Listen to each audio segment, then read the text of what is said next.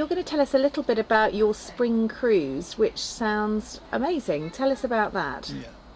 Well, sure. The wonderful base, the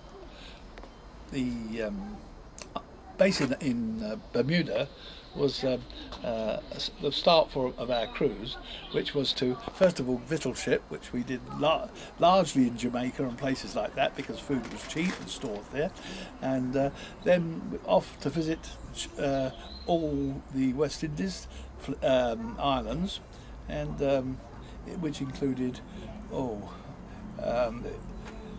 Jamaica, of course, and St. Lucia, and across to British Honduras, which was is now called, it's just known as Honduras, of course, and then.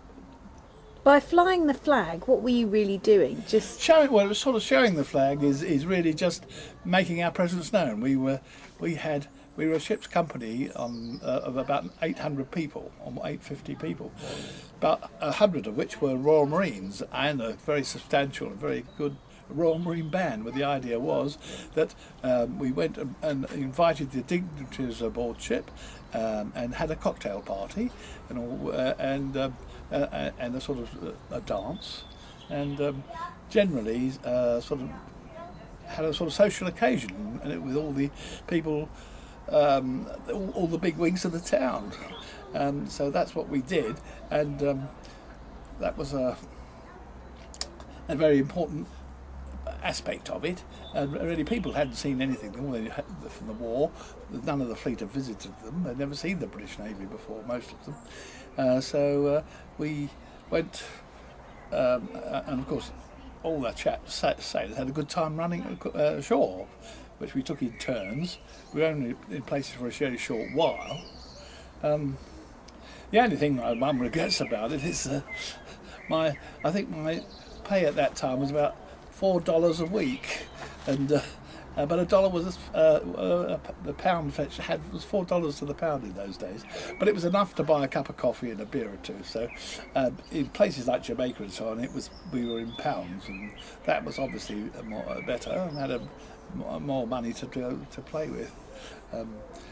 and you said you went to Brazil. Oh yes, the last part of the cruise took us down to Brazil. We went down to Trinidad, which is the last southerly island of the West Indies, and then we went down to Brazil to San Salvador.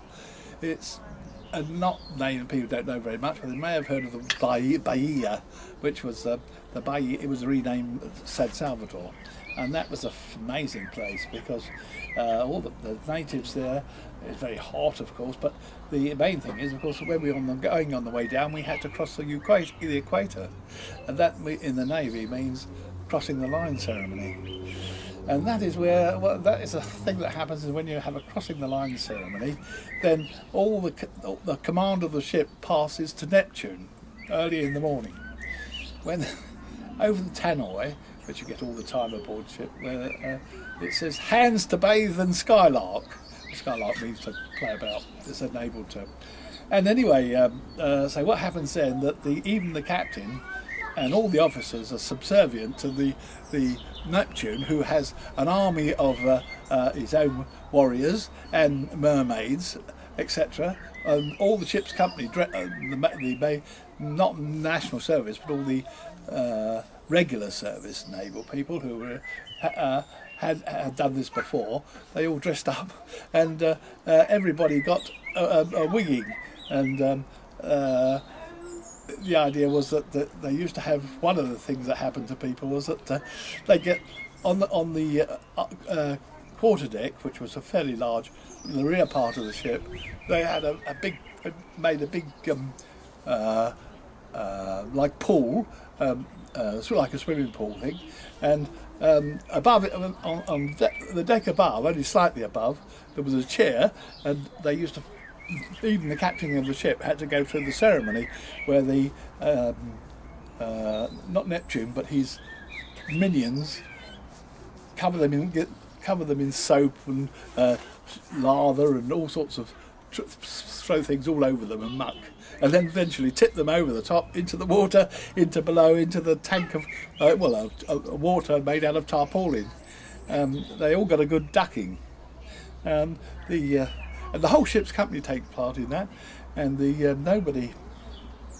And everybody could do exactly what they like, and the captain isn't in charge at all, and everybody has a great deal of fun. Do you think it still happens today? Is it traditional? I'm sure it does. I mean, crossing the line is a ceremony that happens on many ships, almost every ship. Even if it's only a token, I should think, even in civil ships. But in the Navy, it was definitely a big tradition, to do.